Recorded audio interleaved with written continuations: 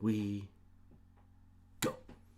Folks, welcome to Everything Pro Wrestling. Everything Pro Wrestling is a show by the fans, for the fans. I am your host, Conrad Cushman, being joined today by my co-host, Derek. What's up? What's up? We are here to review NXT TakeOver 31 full show review. We are going to run down the entire card. Only a 5-match card, but I wanted to get some NXT time in because, in my opinion, one of the best brands in WWE. So I got to give them their props and talk a little NXT. Derek, how'd you feel about the overall look of tonight's show and just some overall thoughts before you went in? How did you feel going into this? You know what? I actually liked how the whole setup was. You know, this was basically like it gave me like an underground kind of feeling to it. You know, you got the fans looking in virtually, like almost like a virtual blood sport. Okay, I can respect that.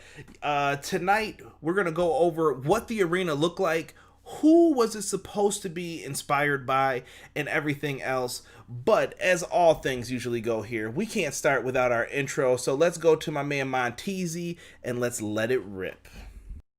Everything pro wrestling, they can never be you. Listen to the podcast here for the people. The best show that's here, so listen in. Let the knowledge begin. The opinion and the lesson. Yes, everyday pro wrestling, they can never be you.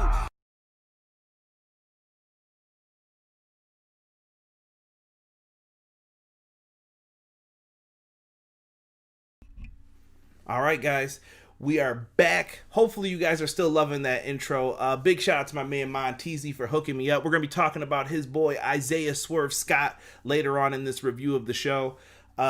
Really appreciate anybody who's taking the time out to join us tonight, and we're looking for all the help that we can get in Everything Pro Wrestling. The main thing right now that I'm focused on is expansion. We're looking for more YouTube subscribers, people to download and listen to the podcast. It's the exact same thing you hear on YouTube, but I want to be heard everywhere. I want people to join Everything Pro Wrestling. I want to make this thing a movement, and I can't do it without you guys. So much respect to you guys who are all in the chat. Make sure you guys show some love. And while we are in here, we got to give a shout out to my man Ace in the house. Connor also in the house. Terminal State, what's good, man? What's good? My man Sean Hubbard, Wrestling Weekly in the house. Sean has a great show up with my man Mountie from Mountie's Corner. Make sure you guys show him some love. They were talking about Roman Reigns and the Usos and everything going around that storyline. Sean had a big 50th episode, so make sure you show him some love as well when it comes to this. But as we were saying, though, if you guys do want to come out and help support Everything Pro Wrestling, it's easy. Click the subscribe button right now on YouTube. Make sure that if you guys want to be notified anytime we go live, make sure you guys click the bell as well. And if you're not getting the live notifications, click that damn bell anyway, and it really helps out with it. Also, you guys can make super chat donations. 70% goes to me, 30% goes to Google. I can't change the percentages, but anything you donate will be put back into this podcast or donated to a charity stream. I promise you that right now. We are trying to upgrade equipment, do different things. So anytime we get a donation, very much appreciate it. Please do. We're not here to, pester people for money like other YouTube channels might be doing. Not gonna say that they are. Not gonna speculate that they are. Just saying, this like you said already. This is for us to help him get his channel out there further, so we can grow the community and all that kind of stuff. Get more equipment so we can hit hard. Wise words from a man D. You know about hitting it hard, huh? Peace. So what I want you guys to do is come on in. We want to talk NXT TakeOver. We've rambled long enough about this. So let's see here. Chris Matthews in the house as well. What's up, Chris? Good to have you in here, my brother. Jocelyn said, "Be polite. I missed a few shows, and the comment section is acting out." Come on in, Jocelyn. Come on in. You let me know if someone's getting out of line. I'll make sure we take care of them for you. Gotcha. All right. Tonight, though, for this NXT card, we did have on the commentary team Vic Joseph, Wade Barrett, and Beth Phoenix. We got some weird camera shots where it looked like there were 3 people at the commentary booth. Definitely not. Vic Joseph was the only one in the house. It looked like everybody else was kind of just there. Not even there. They were definitely like phoning in. I don't know if it was live, but how would you have people watching live? I don't know how they do that. That's an interesting thing that I would love to hear more about, in my opinion. Oh yeah, definitely. It threw me off. Like the one girl looked like a fake Sasha Banks. What? Oh, whoever was over there. I couldn't tell. They were definitely like avoiding showing that whoever was over there. And then whenever they did show, they kept looking down. Right, so that you couldn't see who it was. They were definitely trying to avoid that. But I think they were trying not to take away from the live feel. I can appreciate what they were doing with that. Now, as far as this NXT TakeOver review is concerned, I want to talk about the opening video package that they had here. Some people may have not understood where it came from, so I'm going to break it down for you a little bit. It is an opening tribute to Capital Wrestling, which was the original name that Vince McMahon Sr., not the current Vince McMahon's father, actually used to open up the WWF. And like, this goes way back into their history, so I'm sure if you ever do like a project or a Google search and really go into a deep dive of how the WWE got started, you will find all this stuff in there. So tonight, Triple H is all about history and paying homage, or do you say homage? What do you say? I say pay homage. Me too. I say homage. Some people say homage, but whatever. Pay homage to the roots of where WWE came from, and he had the Capitol Wrestling Center tonight. Now, did it look any different? They changed up a few things. They brought the lighting structure down a little bit, I noticed, and around the boards they had like fencing around it. What did you think of the looks of the arena tonight, Derek? I liked it. I felt like it gave, now that I think about it, it's more reminiscent of what's it called? Fight Club. Like, it seems more reminiscent of Fight Club instead of Bloodsport. Right. Like I said, with the virtual people coming in, watching live around the world, and then you got the people that are in there that are surrounding the cage, basically, and then you just got your fighters or your wrestlers, then you just turn it into a Fight Club right there. Right. I see we got Rob in the house tonight. Where's that coward Nightbot? I just activated Nightbot, Rob. So there you go. Make sure you guys like the official Everything Pro Wrestling Facebook page down there. Original Biggie says, I use tribute. Not a bad word to use as well. Just trying to switch up the verbiage a little bit here tonight. Rockstar in the house. Ooh, Rockstar coming with some positivity. I like it. He said best takeover in a while. Hey. Let's get into this a little bit then. Let's start off with the NXT North American Championship to start off. I thought this was an interesting choice to kick off the card tonight. Yeah. We had the current champion, Damian Priest, taking on someone who was once my favorite, Johnny Gargano. Johnny Gargano. What happened to my boy, man? He is no longer the Rebel Heart. He is the soulless SOB Johnny Gargano. I'm really trying to get into this heel character. I say this every time, and it's going to be said every time. I just can't buy it, bro. I can't. No, when you look at Johnny and you see how he acts, his mannerisms and everything, it seems so forced. It doesn't seem natural. But when he's a face, he's not doing all that stuff. It's not extra. It's just Johnny. But then him as a heel, it's Johnny, a.k.a. I'm going to be extra tonight. And you know what's the crazy part, too? When Johnny's in these big matches, he still wrestles the same like he did when he was a babyface. Right. He's still doing the same thing. He may just add in a heel move here and there. So, I feel weird about it. Sean Harrington has joined us as well. What is good, Sean? I wonder what I wonder what they're going to say about our grades on this, D. But I'm kind of sticking with what we said for a lot of this. It's going to be interesting to see what they think. I think the grades that we gave should be fair. Should be more than fair. Okay. Sean Harrington said this takeover was good, but far from great. Every match was good. Sadly, all predictable. I was strongly hoping to get surprised at least a little bit here. And I won't say anything that ruins it. And he's on Johnny versus Priest, so we'll get into there real quick. Johnny Gargano, we finally realized from the commentary team, he has had the most matches in NXT TakeOver history. He's been down there for quite some time, though. I'm not mad at this at all. No, he's one of the few who I believe that will. If they gave him that title, basically, he's going to keep that title. I don't see him going to the main roster at all. I don't think he needs to at this point. And we'll get into something towards the end of this that I wanted to speak about, but... Well, to me, that's the thing. Like, I feel like... But there's several people who said they won't go up. Tommaso Ciampa said if they force him to go up, he's going to retire. He's going to say, oh, my neck hurts, I'm done. Right. Do. So, I mean I get it, because the outlook of the main roster right now doesn't fit. And it's not... save this for the end. That is going to be the end where we talk about the main roster in this, because I kind of have a little miniature rant and I want to get everyone's thoughts in on this.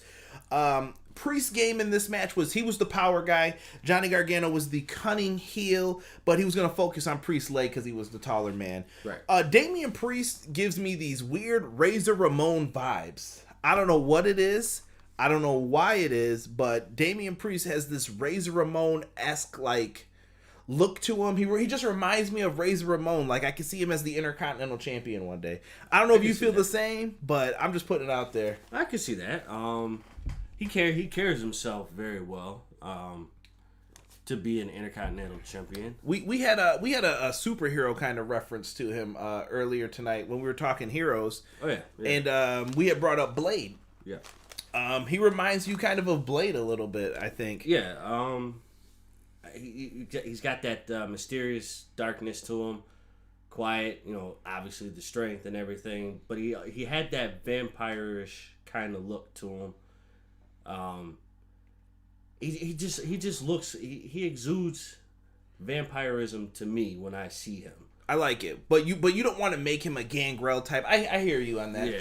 Damian Priest has got the cool. He's the dude at nighttime you see in the club kind of gimmick, but he's hanging out in the goth club, not like the one where you're dancing and everything. Right. Blacked out outfit, blacked out sunglasses, everything, and bad girls all around him, right? Bad girls. Oh, okay. I thought you were going somewhere else. I was like, hey, PG family show. We got to keep this. Well, I told myself demonetized 20 times in my head, so I had to stop. Yeah, save the money, man.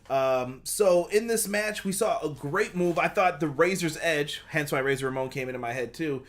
He hit a Razor's Edge onto the apron, rolled Johnny in for the near fall. I thought it could have been over there, but Johnny continues on. This is Johnny Gargano, Johnny Wrestling. He's going to put on a great match here, and I think he really helped elevate Priest tonight, and you'll see why at the end, and it's just because of one small thing. So eventually, we get Johnny Gargano on the outside, and Damian Priest sees him, and he's like, you know what? He's not going to slide with this. He does a leap over the top rope. Johnny Gargano pulls 2 security guards in front of him. Damian Priest is a beast for that. Yeah. That exchange. That's a tall guy to be doing a sunset flip over the ropes like that at that distance, because that was pretty far. It was a great distance for someone just to travel, but they figured out a way to get it done. And afterwards, the referees come out and they're trying to scramble to make sure that these guys are okay from security. Johnny Gargano, #Dick Kick City, shout out to Wrestling with Regret, takes him there and he rolls him in the ring. He gets a near fall and Johnny Gargano doesn't get it, but he goes for the Gargano escape. Damian Priest is rolling around too much because he's too damn big to be trying to put this move on. So he locks him in an STF Gargano escape, and I'm like, oh shit, this might be done. And he's sitting there. He finally figures out a way to get out, and Gargano thinks he's got him beat. So he's going for the one final beat, that leap over DDT's been hitting. But when he goes for it, Priest catches him, locks him into the reckoning on the ropes, and then he freaking hits it. 1, 2, 3. Cody Rhodes would be proud of that move. He gets the W here, and Damian Priest gets the win. And what was I talking about that Damian Priest really earned it in this match? Johnny Gargano had this man sweating. Usually Damian Priest looks cool, calm, and collected after he wins. After this match, he looked like he put in some work. It reminded me of Rob Van Dam, Chris Benoit, SummerSlam 02.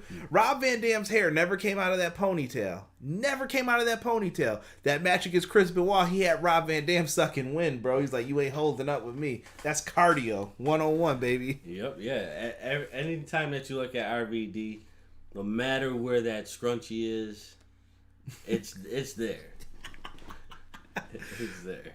Sean Harrington comes in and he chimes in with Johnny versus Priest for me never built up suspense. I never get Priest was ever in trouble. No one can buy into Johnny when he is still just a loser. This hurts me to hear this, guys.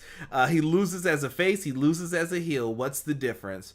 For me, overall, this should have been Priest versus Big Bronson Reed, and Johnny should have been going after Balor for the title. I think that would have done a disservice to Johnny, though. Johnny can't afford to lose to Finn again. No. I think when plans all changed, this card got screwed up real bad. Yeah. I think it's time for Johnny to move forward because he's got nothing left to do. When you say move forward, expound. Move forward as far as what? Like in NXT, new feud? Or are you saying he needs to go to Raw or SmackDown? He needs to go to... I wouldn't even... With the current roster now, I would put him on SmackDown. I wouldn't put him on Raw. So you're thinking he should just be done with NXT. It's yes. Past that for him? Yeah. And I feel like the same thing with Tommaso, but I understand why he doesn't want to go. All right. You guys in the chat need to chill out with the Johnny failure. All right, chill out on my boy. All right, I still like Johnny Gargano. I feel for my guy here. All right, so let's show some love. Let's be kind. Sean Harrington said losing the Finn is better than losing the Priest. Sean, all I can say to that is touche, my good sir. Touche. Right. Let's see here. No main roster. Johnny be buried. I hope not, Rockstar. I hope not. I hope he gets some TV time from that. But there's a lot. That roster's too big, man. At the end, somebody remind me about the main roster in this, and we'll get into it a little bit. Let's move forward here, though. D, we gave this one a B+ for the match. Thought it was all right. Definitely a really good match. Yeah. There was a couple things that happened that probably slowed it down. Like on the apron, it looked like Johnny was waiting for Priest to get up to do something, and he had to stall himself to wait a minute. Right, but I can't tell if they're doing it on purpose too, because sometimes Johnny does a lot of those kicks. Like him and Adam Cole, I swear half their matches were just, we're just gonna fake kick each other, fake. True. Oh, there it goes. That's true. That it could have been that. Definitely could have been that. I just, for me, if you're gonna wrestle in any kind of match, I need fluidity. You have. Is that a word? Probably not, but it's gonna be tonight. Go ahead. I'm gonna look this up while you say that. But I'm just saying, like, I need the cohesiveness to keep going. Because once I start looking at that stuff, it takes me out of the match. Fluidity. The ability of a substance to flow easy, smooth, elegance, or grace. The state of being unsettled or unstable. Changeability. You did not lie, good sir. Shout out to Webster's Dictionary. There you go. All credit. I know some big words. Malik Murray said, I think Johnny Gargano is a good babyface, and I think he will be okay in SmackDown. All right. I would have had to lose and Johnny lose, and Johnny would be actually living in Candice's success because he can't get his own. Give her the spotlight. Interesting. Let's see here. Question from Malik. He says, if Johnny Gargano goes to the main roster, he needs to turn babyface. Or do you think he needs to go babyface and go for the Intercontinental Championship? Yes. He needs to stay babyface. He can't be a heel. He's not believable as a heel. Unless if he has somebody working with him to help him practice to be a heel, he can't be a heel. He just seems like a naturally nice guy. Yes. And he comes off goofy right now, but whatever. He probably could be an ass one day, but it's got to be something that brought him to it, not something that he's trying to do. He's got to feel it, but B+ for that match. Let's get into Kushida versus the Velveteen Dream. This match has been built all around Kushida's aggressiveness And the Velveteen Dream and that drama, I don't know what's going on with that. Triple H commented on it. I'm not even going to say anything. All I'm going to say about it is this. This is my first like official statement about it. Velveteen, if you didn't do it, put out a statement. Say something. Don't let people wonder, because right now, people don't like you, bro. I don't know what it is. I don't know what you think is the outlook for you, but fans are not going to believe you until this is gone and you've cleaned the slate.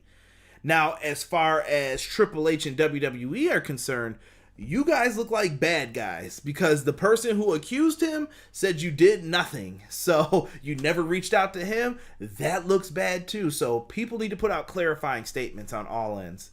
I'm done speaking about that. Most definitely have to.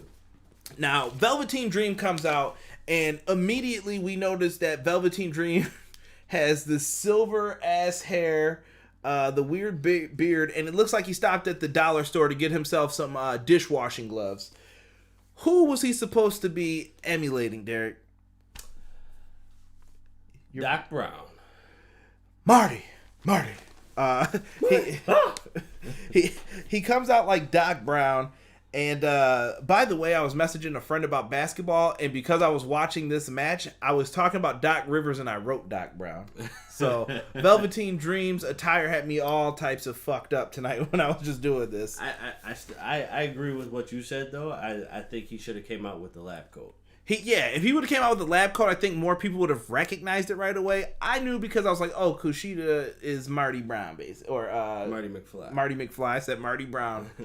Wake up. So when he comes out like Marty McFly, you usually get it. Yeah. We didn't get to see that out of Kushida tonight, because during Velveteen's entrance, Kushida commenced to whipping that ass, if you will. Damn. And he came in the ring ready to fight, jumps him during the entrance. This match was a brawl in the beginning. Kushida was actually rocking the kicks from Back to the Future a little bit. I like those. I don't know if they were boots or sneakers, but I want to say big shout out to Kushida for the gear. I want to say they were sneakers. They looks like sneakers, but they had the straps across them and everything. So yeah. I didn't know if they were modified for him or what, but they look good. I want to say they were modified. They look modified. So when you put it into perspective here, he came out, he was rocking the jeans, similar to Marty McFly once again, and they were out there ready to beef, just on site because of what Velveteen Dream has done, and it seems like he's unleashed this new Kushida. Kushida was being overlooked before, and we'll get more into that towards the end of this. We'll just run through this. It was a brawl. The main thing was Velveteen Dream's forearm ended up getting wedged between the steel stairs. A drop kick to the stairs going into his forearm was the focus of the match. Velveteen Dream's arm is hurt. He goes for a purple rainmaker, but he cannot make the cover right away because he is suffering on his left forearm.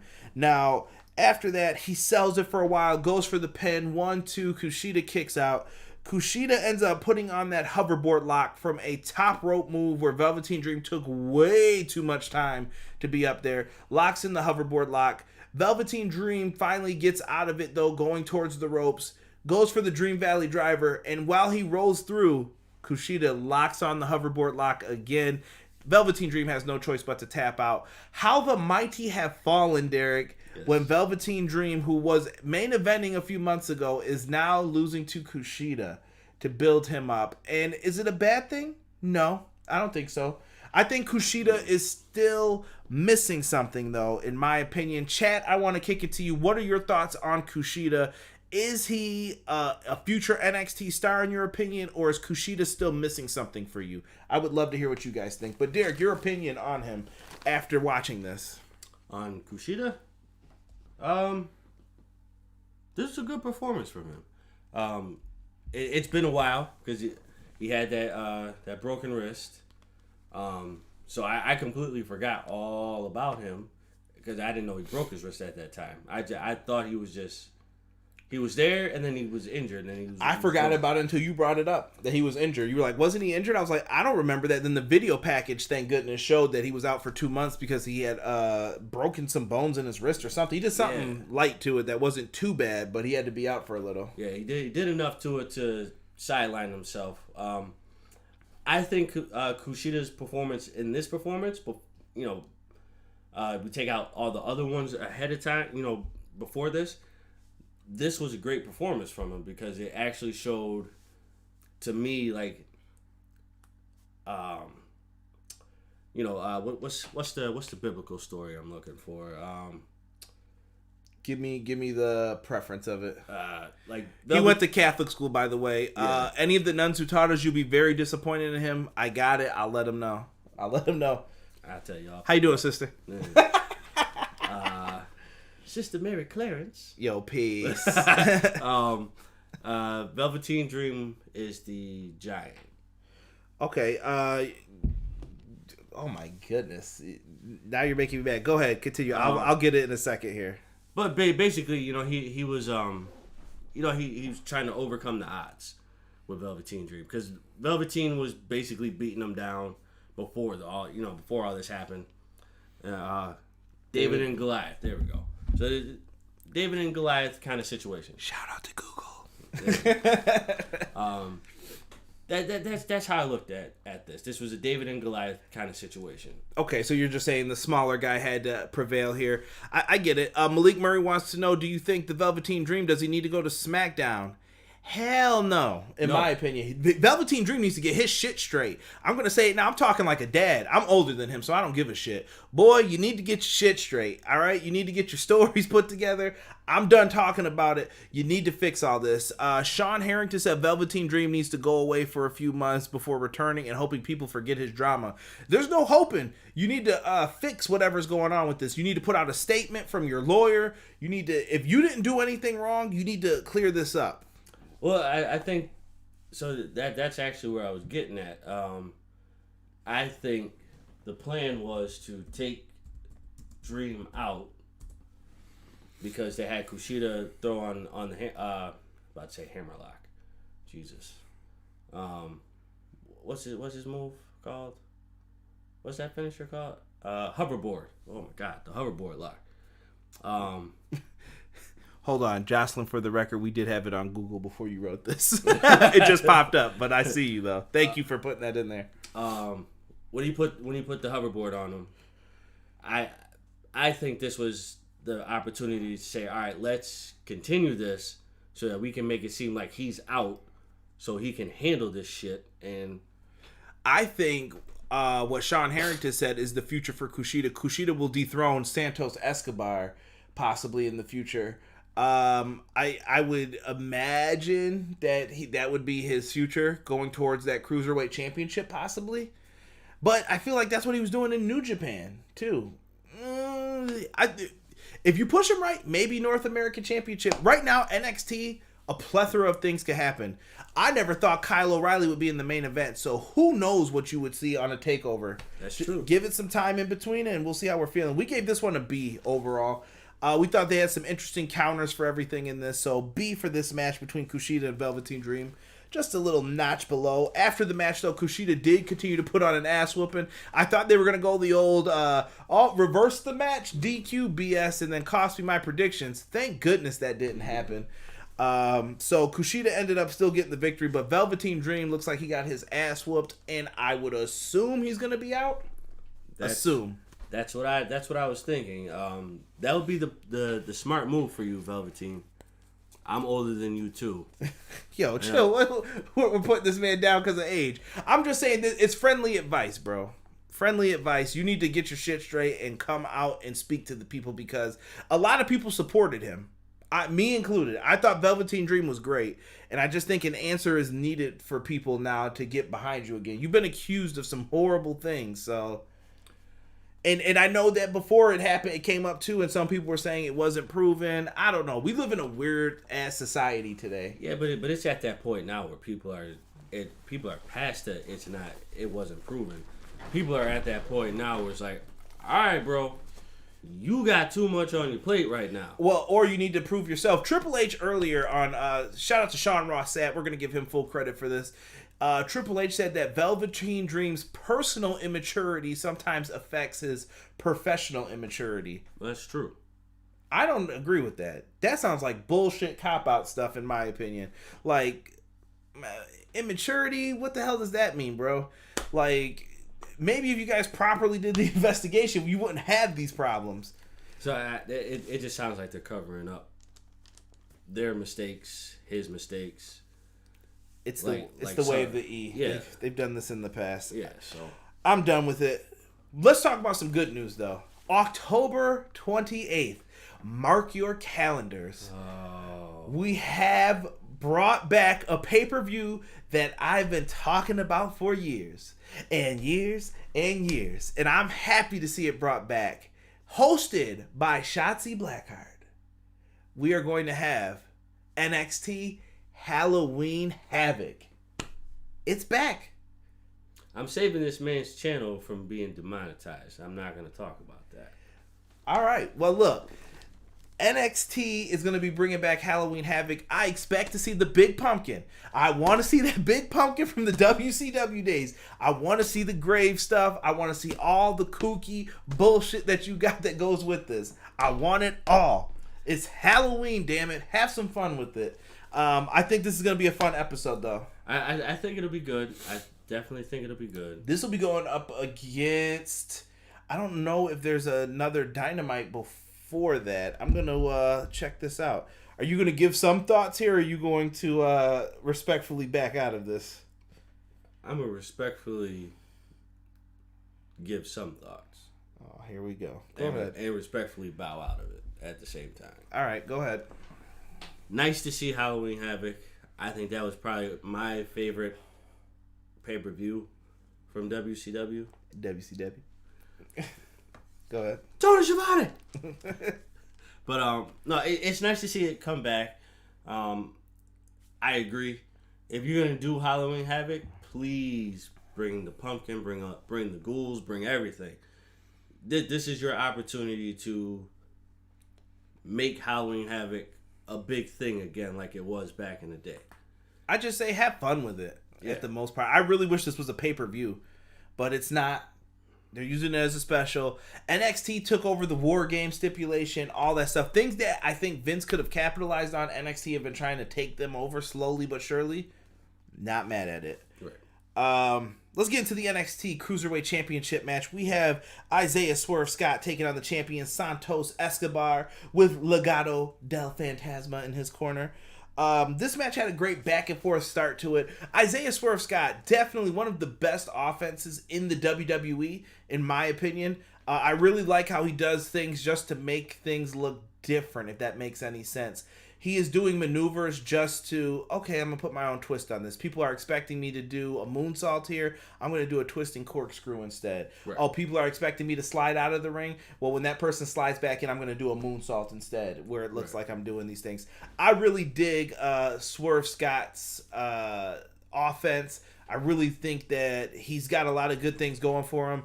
And this isn't just because Montezzi does the podcast. I thought this dude was dope when he was Shane Strickland. I thought he was dope when he was Killshot on Lucha Underground. This dude is dope, I'm telling you. And you know what? Santos Escobar. Robert told me that, I don't know if anyone else caught this, but Santos Escobar's theme is like a Razor Ramon remix. I'm going to really go back and listen to that because I haven't noticed that. But Rob definitely let me in on that, so I'm going to have to check that out. Terminal State said amazing performance by Swerve in this one. I think Swerve Scott is above the Cruiserweight Championship. I really do. I think Santos needs to be there to establish it and make people better. Because even at the end of the day, I think he's above this too. Like, I think these guys are really, really good. Yeah, I agree. I think they're well beyond this cruiserweight division. I don't care for the cruiserweight division because you can't have a cruiserweight when you big guys that can do cruiserweight moves. Ooh, preach. So, you know, I like that. I respect that opinion. I mean, look, prime example, Keith Lee. That's a big man to be doing high-flying stuff that a cruiserweight should be doing. Not a big man of his stature. He's what, 260? 3 something? I'm going 3. 320. We'll say 320 for argument's sake. He's 320 doing high-flying moves. So, do you really have cruiserweights anymore? I think it's a weight class thing, but they don't treat it with the same respect that New Japan does. That's what I'm saying. Like, you have to treat it with that same respect. So if you have cruiserweights, let there be cruiserweights. Stop the big men from doing cruiserweight moves. I respect it, D. I respect that. I really dug Santos Escobar's attire when he came out too. The mask with the hat and everything else. Cut it out. Do you have comments about Santos Escobar's ring attire or entrance attire? No, it just reminded me of a movie. I just thought of a whole nother movie too. What movie? That one I can't talk on here. Okay. Not a movie seen by the public, I assume? No, seen by the public, but for PG purposes. I would appreciate it. In this match, though, we had a lot of great offense from both guys. Like I said, Santos Escobar, former King Cuerno from Lucha Underground. These two have met before, and I thought that they did a great job here. You were wondering how long it was going to be before Legado del Fantasma interfered. Well, they ended up getting involved in the middle of this match. And who comes out to make the save but Ashanti Adonis? What the fuck? Like, why on earth would he just come out and appear? This is the random shit sometimes that I'm talking about. This felt very weird. It felt very, very forced. I don't know why. It's good to see somebody get the rub like this, but what did he have to do with this situation? Is he friends with Swerve? Is he just doing this shit to do it? Like, none of this was explained, and I was just like, huh? Why? And maybe he should have had a partner help him fight off the others, because Swerve ended up having to help him fight off the other person between Mendoza and DJZ. Yeah. I can't even think of his name right now. He ended up helping him fight both of these guys off, and I was just like, what are we doing here? So they end up going to the back. Shane Strickland ends up making his way back into the ring. He gets a couple near falls. A Phantom Driver is hit, and Swerve, first man to kick out of the Phantom Driver. He's also the only person. Derek, that movie is definitely not appropriate, so thank you for not saying that on air. He just showed me a picture of it on his phone, and we are not pulling that up for the viewers to see. No, I'm not pulling that. Phantom Driver for the kick out. We see the Three Amigos hit after this, and after the Three Amigos were hit... About 2.5.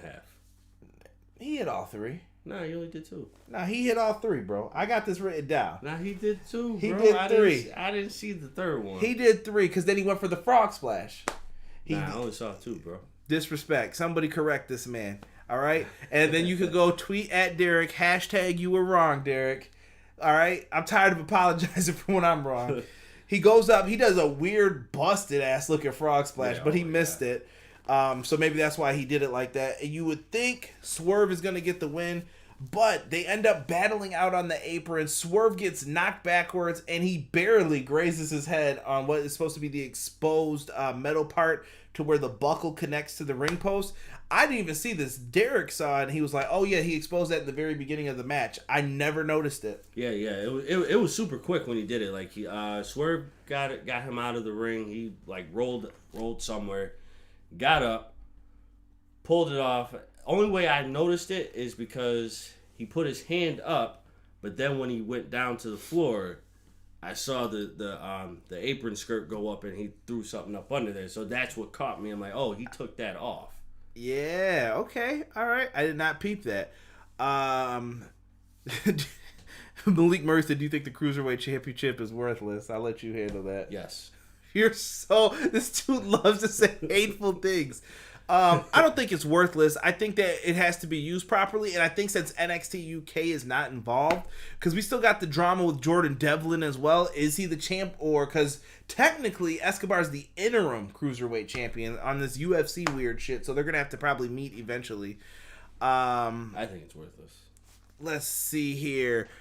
Let me get to the finish. So Swerve hits his head, and then he ends up getting hit with like this butterfly drop down on a knee. You didn't like the finish, really. I didn't like the finish of it. They tried something different here. It was like a butterfly suplex almost, but then he drops him on his knee, like putting the knee into his chest. Swerve was already out, though. He didn't really need to do that move. He could have just penned him. 1, 2, 3. Santos Escobar gets the win. He retains. We gave this a B+ as well for the matchup here. To me, it would have gotten a higher grade if it wasn't for the ending. I don't think so. I think the ending was fine. I don't think it played into it too much. I don't think I would have fluctuated too much on it here. Sean Harrington said, I think Escobar and Swerve was way better than, who was it? Oh, Balor and Kyle O'Reilly. Interesting. I honestly forgot who Ashanti even was. Same, bro. I've been watching NXT, and I've seen him in, like, some of his matches, but I was just like, oh, okay, whatever. At first, I was like, yo, I hope that's JTG, but it wasn't even him. I was like, this, because he was way smaller. I was like, what is this? I thought Drake Maverick was going to run out. Thank God he didn't. He's in a weird storyline with Killian Dane. Yeah. Hall of Famer Eddie Guerrero, you damn right, Ace. Drake Maverick love has died out. Yeah, he got his job back, so he's all right. Hubbard Wrestling Weekly said they're going to hope that we forgot about the champ before the pandemic. Probably so, Sean, especially if he gets in trouble too. Sean Harrington says they never said interim anymore since Balor Jr. got outed as a UK scumbag. Yep. So you never heard about it again. And we'll get more into the Ashanti Adonis thing. Like I said, it's not a bad thing that he was there. It just felt random at the time when it happened. And like I said, they fix it a little bit later, but do they? Meh. No, not really. Meh. We have the NXT Women's Championship match next. We have Io Shirai taking on Candice LaRae. Phenomenal match. I will say this. I went to SummerSlam in Toronto, and I did not get to see this match like you guys watch it from the television standpoint. I saw people saying that this was a great match, and I was there live, and I thought it was good, but maybe I was missing something from like facial expressions from where I was sitting. I don't know, but everybody said like this was up there for match of the year for them. So when I got to see this tonight, I was like, all right, let's see what we're going to get to see here, because I think Io has been one of the best wrestlers in all of WWE. Io has been great, and I think Candice is great as well. Yeah. So we had two great wrestlers in here, and Io Shirai hits a nice Asahi moonsault to start off the match. And I was waiting for them to say Asahi moonsault. Derek started laughing. Probably gave him flashbacks of Ultimo Dragon when he heard that. Shoot. Yeah, Sonny Ono, your boy. Yeah. I used to get it in with Ultimo Dragon, bro. In what game? What is that game? What's the name of that game? N64 or PlayStation? Probably. You look like a Thunder kind of guy. I think it was Thunder. Boo! No. Yeah, it was Thunder. Put him in Raven's flock and stuff, doing weird stuff. As Derek poses like Raven. Hit the 7-year itch. Candice LaRae hits a lion salt on Io. We get a big ref bump that happens in this match, and it happened twice. So there was a lot of near falls for Candice in this. They put on a decent wrestling match, and then they started getting all into the ref bumps and stuff to tease us a little bit. So the ref bump goes down once, then he goes down twice after Io hits a move. Candice eventually hits a curb stomp on Io. That curb stomp looks beautiful when Candice hits it. It's the old Paul Burchill one where she holds both of your arms up after she ties your legs up. Bite the curb. Boom! Just drops her head first right on in. And that's another movie we will not be referencing because I saw you getting ready to bring it up. I would definitely get ready. That's your boy, Edward Norton, huh? I give him credit for that one. Yo, chill. I'm just saying, bro. That's a player move to say that. Man. And then follow through with it. Chill. Hurts my body to even think of that movie. Dude, it hurts my teeth. Yeah, but the curb stomp is a nasty, nasty move. Afterwards, Johnny Gargano comes out and he's wearing a referee shirt. Flashbacks to Bailey Sasha Banks bullshit from a couple months ago. These guys are in here. Johnny's trying to count. He does the fastest count and Io still kicked out. So thank goodness they didn't do anything about that. Eventually, the ref comes to and he starts screaming at Johnny, "Get the shirt off! Get the shirt off!" And Johnny, in the meantime, before that, had brought the belt in, gave it to Candice to hit Io with. He's distracting the ref. Candice lands a nice belt shot, tosses the belt out the ring, pins Io. 1, 2. Io kicks out once again, and Io Shirai has no choice but to get up, fight back. She hits a nice Spanish fly off the top rope, which is then hit into a moonsault. 1, 2, 3. Io Shirai retains the NXT Women's Championship. I thought that this was fine for what we got afterwards. Now, if you guys heard me on the Lotus Moon podcast, I'm going to admit my original prediction was Candice LaRae wins, but I changed my mind earlier today. I'm sorry, brother. I know, Cody. I said something completely different on your show, but I had to change my mind. I started thinking about this. Rhea Ripley, she has been promised into a better role, and I feel like maybe she's going to be in line for a title shot going in. I would think. I don't know. What's the story with Rhea? Where does Rhea go to the main roster from here? Because I feel like she's stuck in purgatory. I think she should go to the main roster. I would put her on Raw. I think she would be a Raw wrestler. I don't know what to do with her right now at this point. She's in a feud kind of too with Raquel Gonzalez, but I don't know. I don't know what to do with her. This is all types of jacked up, in my opinion. It is. Really is. We gave this a grade of a B+ as well. I didn't see the magic from the SummerSlam match everyone was talking about with this one. And I think the problem was a lot of shenanigans getting involved towards the end. It was still an awesome match. Like, don't take this like, oh, it wasn't. I'm just saying that it was really, really good, not great. Right. And if you guys have ever wondered, our grading scale is in the description. If you guys ever wanted to see, like, what does a B+ mean? What is what's a D? What's an A? What does all that stuff mean? It's down below. So I thought maybe we were going to get an appearance from Rhea saying she was ready to re-up as the challenger, but it's too early for that. But NXT UK's Toni Storm pops up on the screen, and Toni Storm says that she is back in NXT. So is this a permanent move? I would hope so. I think Toni Storm, I was just talking about her the other day with someone, and she's the person who I felt had all the hype around her, and then Rhea came in and stole all that shit and just went off to the moon, which isn't bad. It's like the Charlotte effect. You know, Charlotte came in, stole the show from everybody. Yeah, kind of, but it just feels weird though, because I still think Tony's really good, but they've went over to Rhea more, so I don't know if Rhea's more outspoken, if she has more of what the WWE's looking for. I feel like it's who fits in the company culture more, if that's fair to say. You know what I mean when I say that? Like, who does the brass like more? And they're like, she's the girl. She's got the look. She's got the everything. And maybe Toni Storm just doesn't speak up enough. I don't know what it is. But this is Toni's chance, I think, to elevate herself. So she says that she is back and she is ready to fight. And then we find out who was the mystery person riding around on the motorcycle, D. You hear the motorcycle. Uh-oh, what? You about to rant? Or are you going to just say who it is? I was just going to say who it was. Go ahead. Let them know. Ember Moon. Ember Moon is back. We heard that it was a former NXT champion. She is a former NXT Women's Champion. Ember Moon ends up returning back. I think a lot of people had kind of predicted that if it was a female, it would be her. A lot of people thought it could have been Bo Dallas. I was hoping we were going to believe once again, but unfortunately we didn't get that. I think if Bo Dallas comes back, I think they ditch that gimmick. The Bo leave? I think they ditch it. I think you got to put him with Bray. You got to do something with it. You got to do it like Pee Wee's Funhouse, and Bo Dallas is just going to be like the Joker of it, or you know what I mean? You got to do something with Bo, because Bo is actually really good at wrestling. Yeah, he's actually. I heard Josh Robinson say this on his stream earlier with Mag. Shout out to them. Check out Josh Robinson 00 on Twitch. I heard him say that Bo Dallas may be one of the most misused wrestlers for the past year, 2 years.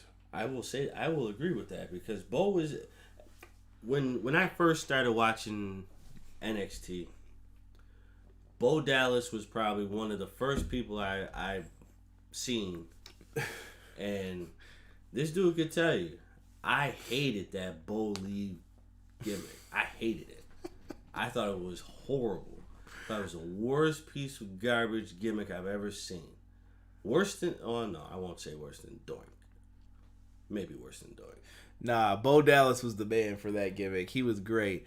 I I really hold on, D. I got to get into the chat here a little bit. I got to use my phone for this because I saw some great comments and then they had went up before this.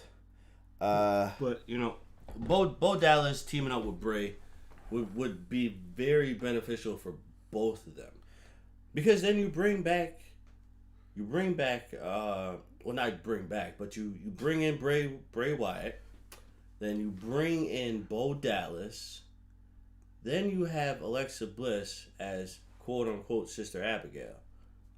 You do stuff. You get the true Wyatt family. Per se, yeah. Per se, you know? Yeah, I heard their sister wrestles too. Or was trying to. I don't know if she does, if that's true or not. See? So A said Ember and Toni Storm returns. Sean Harrington is convinced Candice should have won this match. I have no care for Ripley at all, he says. Whoa. Rockstar comes in and says Tony time. All right, I like Tony. Sean Harrington said Candice is a better baby face. Same thing with Johnny, bro. See, I was trying not to bring it up again. I'm telling you, dude. Because they look so far out of place, dude. Like they don't look like they have a mean bone in their body. Yeah, like the facials just don't match. Like John, they look like they could be Jim Carrey and I forget the woman's name in what's that movie? Cable Guy? No. Oh God. Cable Guys. That was just on last night. That's the only reason I referenced No. What's it? What's the one where he 23? You're giving me way too many layups here for Jim Carrey movies. Look it up, and I'll keep going through these real quick. Candice is a better baby face, and why? Dick and Jane. What is that?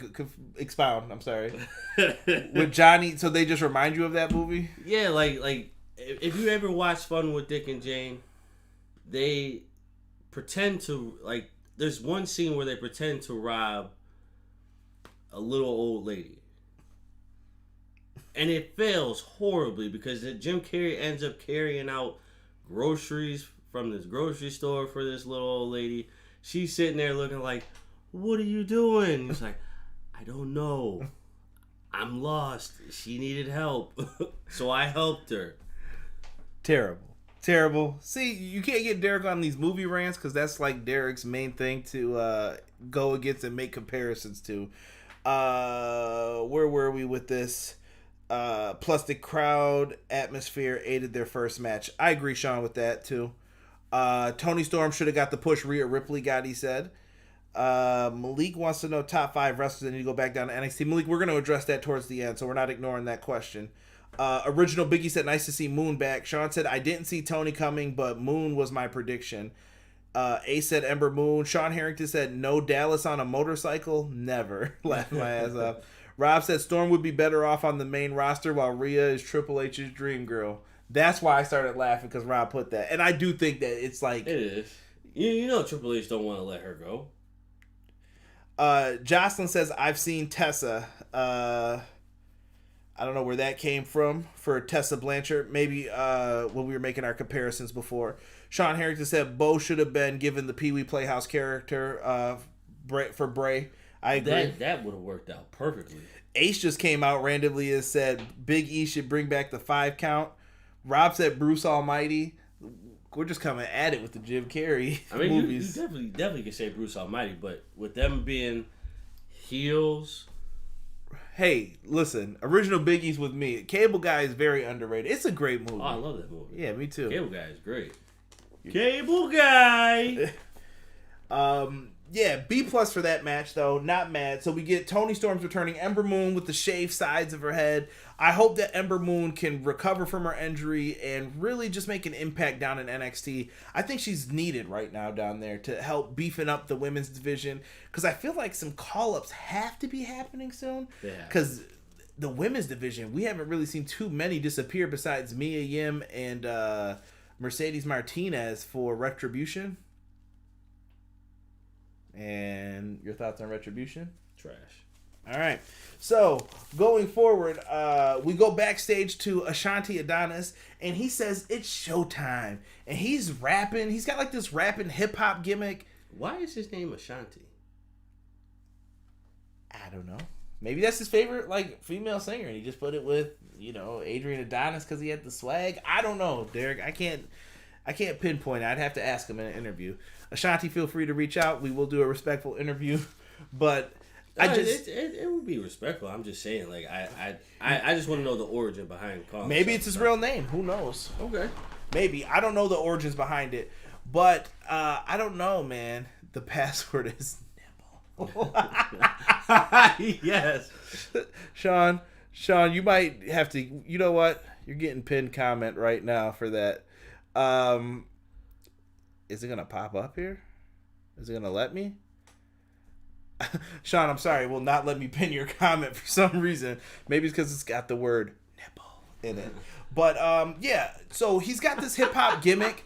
I feel like the gimmick could work if you put him maybe with Isaiah Swerve Scott. But Swerve is better than this. Swerve is North American Championship. Yes. Him, Bronson Reed, all the people, Damian Priest, all those guys who you've had in there, Cameron Grimes. You could put all those dudes in there. They are North American Championship. They are the future of the NXT brand.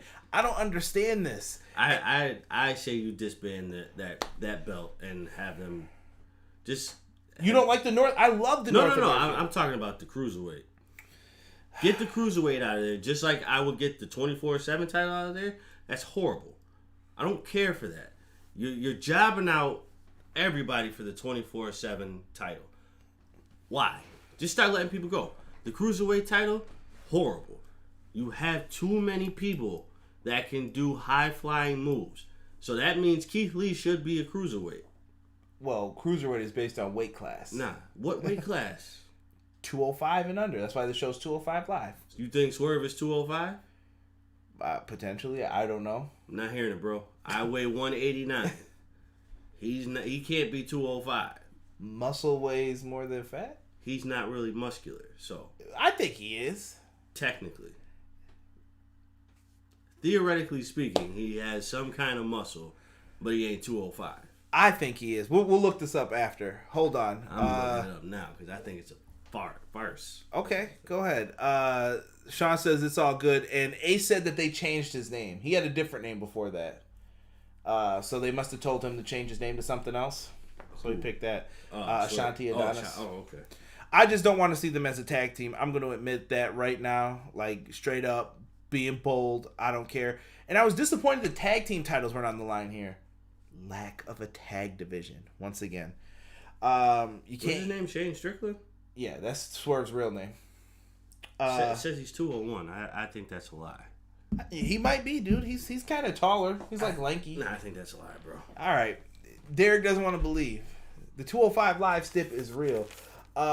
Let's get into the main event here. We get a great video package showing Finn Balor kind of being like the champion's champion, saying, you know what, Kyle O'Reilly, 90% of the time I love your story, I love your heart, and I love your drive, and if you were facing anyone else, you'd probably win, but you're going in there with Finn Balor, and you're going to take the L tonight. Whatever. I'm changing up the words a little bit here. But he says that he is not winning this matchup tonight. I love the video package for Kyle O'Reilly. Kyle O'Reilly took over the NXT Instagram, and I saw him doing all the yoga and stuff, and he said he was talking to his coach. It was his dog. It was cool stuff to see Kyle O'Reilly doing this. Different to see him in the babyface role tonight. They come out, and they had the Attitude Era-esque, like, pre-before. If you guys remember, like, when Stone Cold used to come out back in the day before he dumped the water on his head, you hear, like, the doom, doom, doom, doom, doom, doom, doom. They had that for both of these guys tonight. They showed kind of Kyle O'Reilly warming up with Undisputed Era in the background, cheering him on. Kyle O'Reilly is that dude, if you guys didn't know. If you've never seen him as the Ring of Honor champion, he was that dude. PWG champion, he was that dude. Kyle O'Reilly can go, and I love the fact that they gave him the opportunity here to do this. Derek, what did you think of Kyle O'Reilly in the singles? I appreciate it. I think he shows extreme promise. You know what? I've liked Kyle O'Reilly for a little bit of time right now because this is my first time actually seeing him with everybody else. You know. I don't think you ever went to Ring of Honor when he was like in his what is it, like his singles runs. Yeah, no. If I did, I don't remember, and that's no disrespect to him. I had only started going to Ring of Honor when you started asking me like, yo, you want to go to this? I'm like, all right, cool, whatever. So, no disrespect to him at all, but as a singles wrestler, I love it because he can put on he's a tag team wrestler who can be in the singles scene and pull out the same kind of moves that he does in a tag team match. I think it's just weird because so many people only saw him as the tag team specialist with Bobby Fish, Roderick Strong.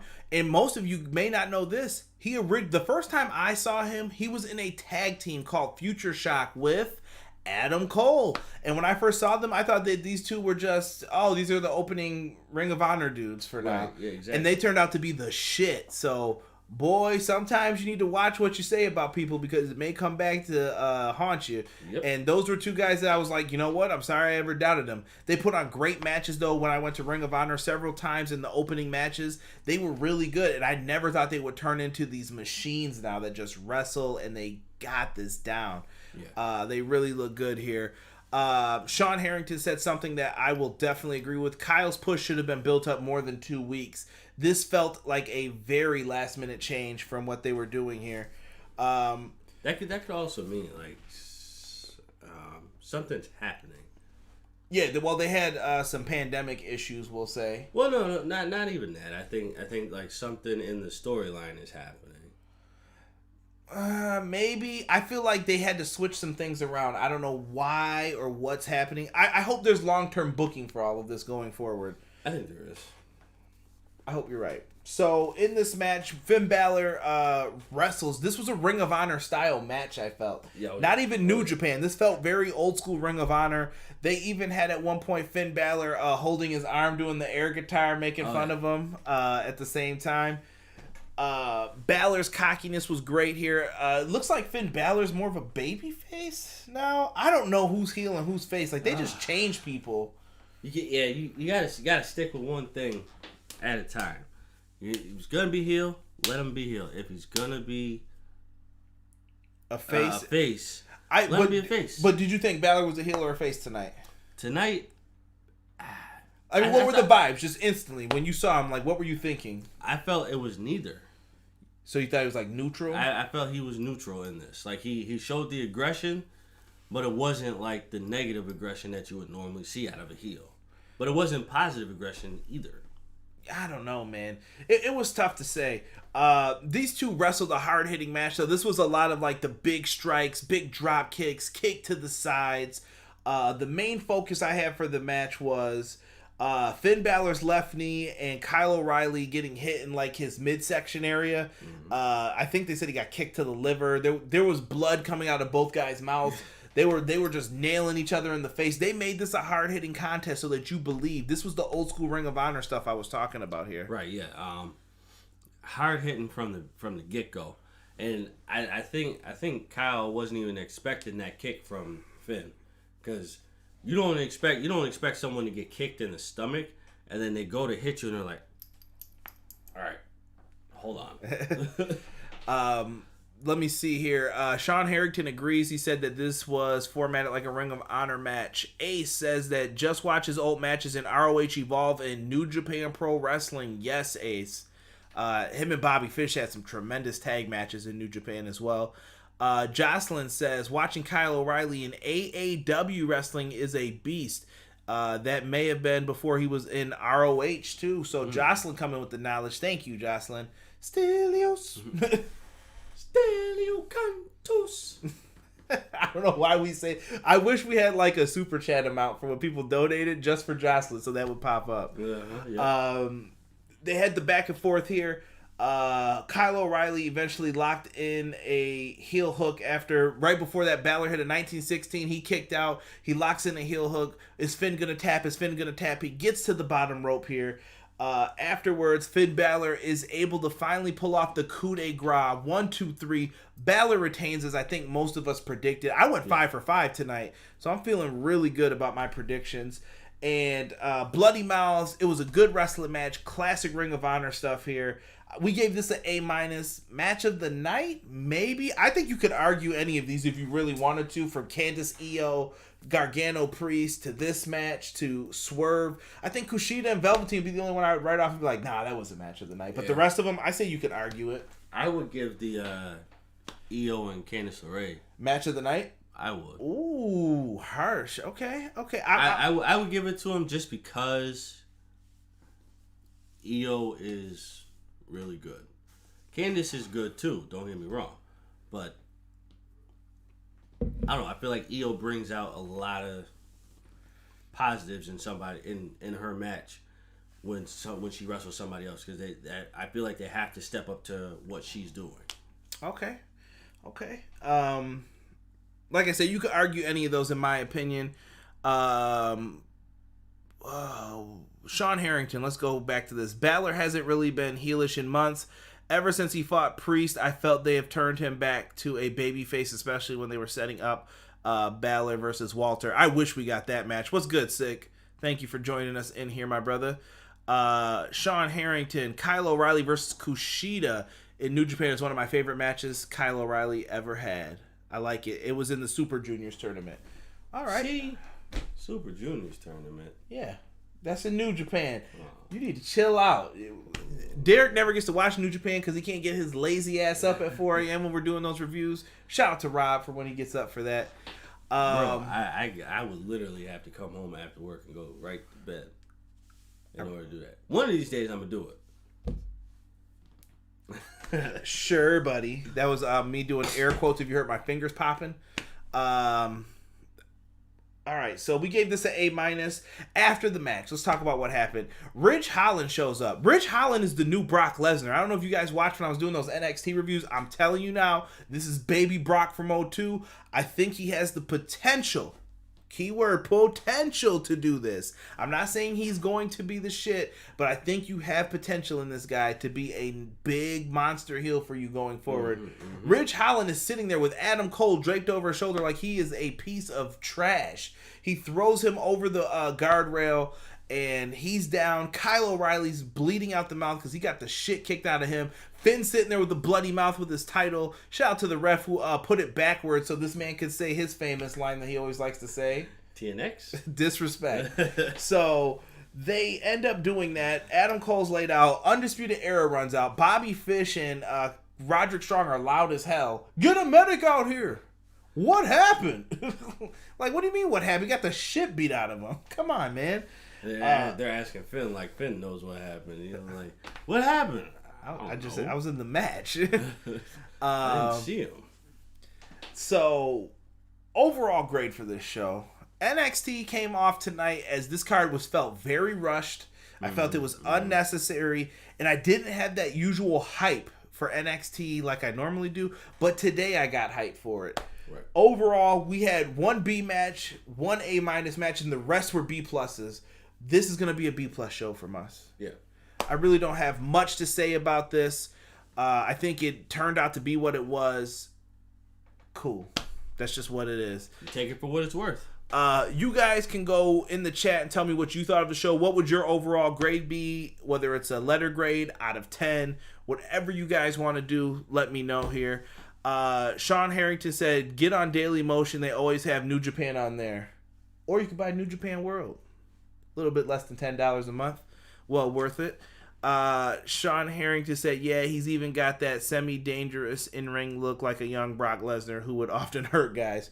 Yeah, I remember when the Hardy Boys gave him that chair shot too.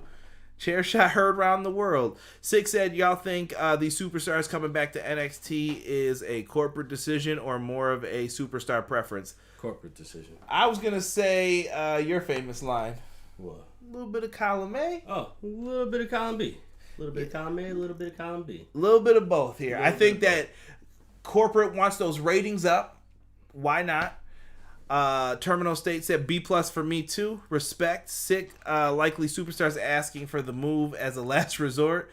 Malik said top 5 wrestlers that need to go to NXT. Derek, shoot. Go. Top 5? Who would you put down on NXT? Just off the top of your head. Undisputed Era. They're down there already though. Who would you put down there? Oh, put down. Oh, okay.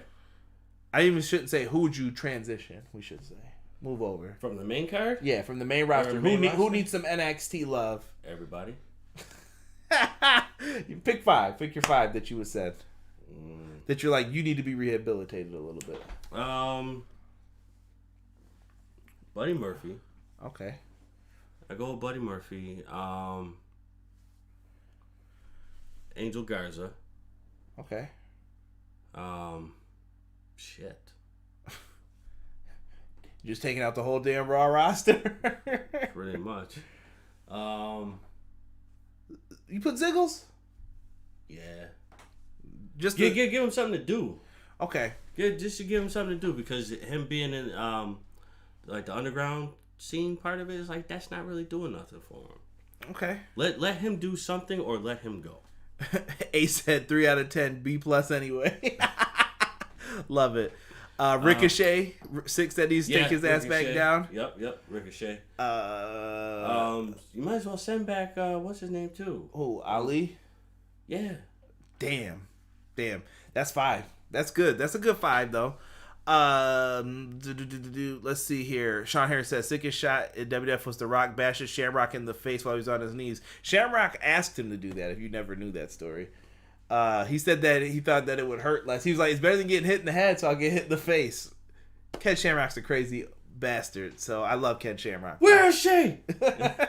You just scared the shit out of me. Dominic Mysterio, Ace said that would be another good person. Aleister Black. Like I said, these dudes want to send the whole damn roster down there. I respect it though. If you're in the middle, like, you got nothing to lose at this point. Really, it's everybody who should be doing something. Evan Owens. People are just going in. Realistically, like, it should just be everybody who's not doing anything. True. Give them something. If you don't have, like, I get that you're keeping them because you don't have a roster right now because of everything that's going on. But when that roster comes back, what are you doing with them then? Nothing. Send them down. Let them do something. I respect it. There's a lot. Now, we gave it overall B+. It looks like most people would agree with us on tonight's NXT show. I want one last quick rant before we end this podcast. WWE Draft is coming up this Friday on SmackDown. I am not reviewing that show because fuck that shit. That's why. And I don't feel like being angry. The draft don't mean shit. He loves the hate. The draft don't mean shit. I don't give a damn. But what I'm going to say is this. If you're going to have these 3 brands, Raw, NXT, SmackDown, why are they not being treated equal? I saw, who do you want to see from Raw go to SmackDown and vice versa? Where's NXT in this? They are a 3rd brand for you. Treat them as equal. Yes. I mean, do you feel it should be treated as equal, or do you think that keep them separated, it's better for them in the long run? I think they should be treated equal, seeing as... Original Biggie said one of my class, what draft? There is no draft, right? I think they should be treated equal, seeing the fact that they're doing better. They're seeing better numbers. Like, that's just what it is. No one wants to watch Raw.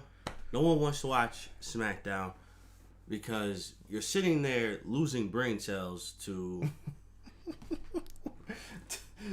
Raw is bad. I think SmackDown's been better recently with Roman. SmackDown has been better with Roman. But see, that's the thing. Like, that's what's saving SmackDown right now. You have someone who is actually telling a story that actually works. Sean said draft is a waste. I hate that they are wasting Sasha, Bayley, and Wyatt and Owens in that show rather than saving it for the pay-per-view. I do think Sasha and Bayley will be main eventing in the Hell in a Cell. I think that's going to happen. It's just what it is. Rant part number 2. Yo. Chill. Are you talking about the red Hell in a Cell? Yeah. Save it for the pay-per-view. I am. Save it for the pay-per-view, bro. That's going to be extra demonetized, so... Yo, chill on my money, bro. I'm just saying. So that one may have to be brought to you on a ghost channel. Yeah, definitely. Or Periscope. Something else. Yeah. Mark it down. Derek complimented Roman. One for the good guys. No, I complimented the story. Aww. Haters always find a way to twist it. Besides, more time to post in WWE 2K19 universe mode.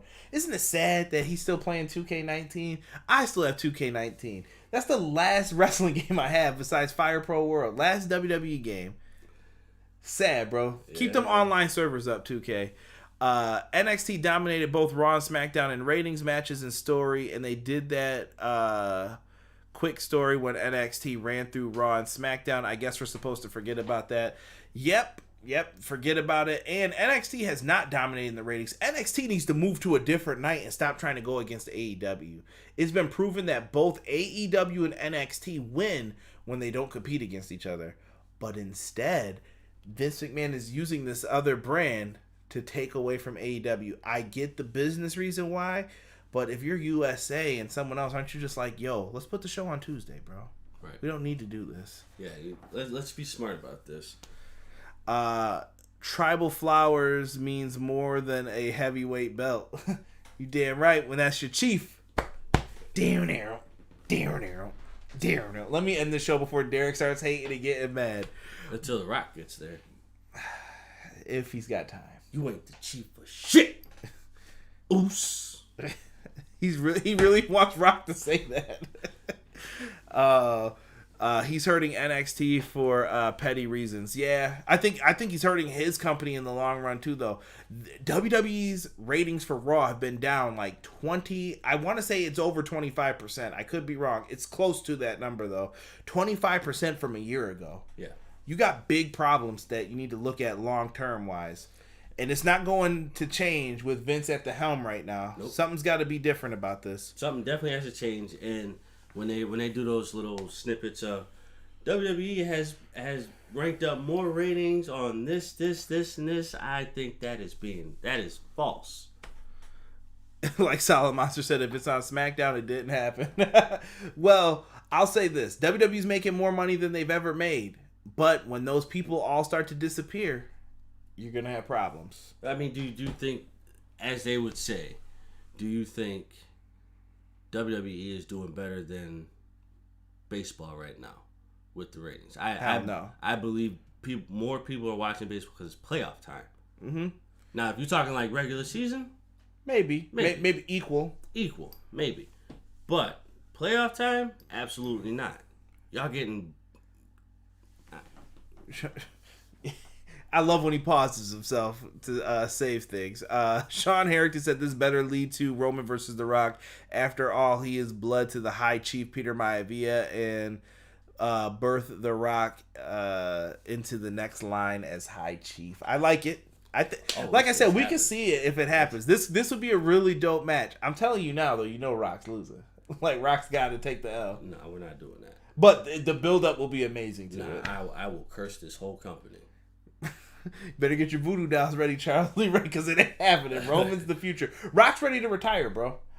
He said he was retired before this, but I think he said he's willing to come back and do one more match for, someone special, He's like, okay, that's my boy. I'll take care of him. It ain't that.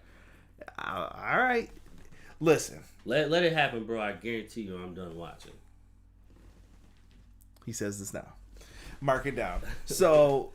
do me a favor, guys. If you are listening to this still, make sure you guys check out the link tree. Go in there, find something different you haven't checked out yet. Get some of our t-shirts from TeePublic. Yell at Rob in the chat for why Derek's shirt isn't up yet. And make sure that you guys show some love, man. I greatly appreciate each and every one of you who took time to check out the podcast. Join the Facebook group. Join something. I love you guys. Thank you so much. For me and my boy D, we are out. Peace.